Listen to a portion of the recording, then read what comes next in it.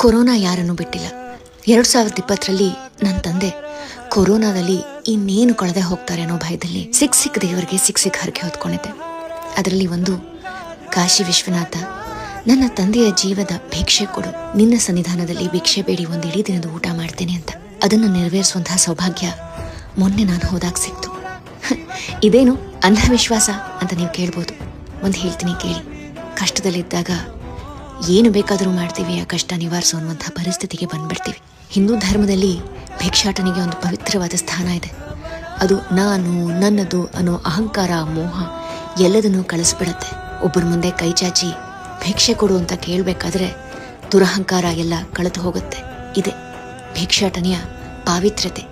ಕೊಡೋರು ತಮ್ಮ ಪಾಪ ಕಳ್ಕೋತಾರೆ, ತಗೊಳ್ಳೋರು ತಮ್ಮ ಅಹಂಕಾರವನ್ನ ಕಳ್ಕೋತಾರೆ. ಅದಕ್ಕೆ ಹೇಳೋದು, ಈ ದುಡ್ಡು ಹೆಸರು ಎಲ್ಲ ಜೀವದ ಮುಂದೆ ಏನೇನೋ ಇಲ್ಲ. ಈ ಜೀವ ಅನ್ನೋದೇ ಪರಮಾತ್ಮನ ಭಿಕ್ಷೆ.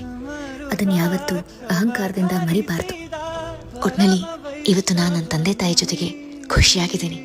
ಎಲ್ಲ ಆ ದೇವರ ದಯೆ.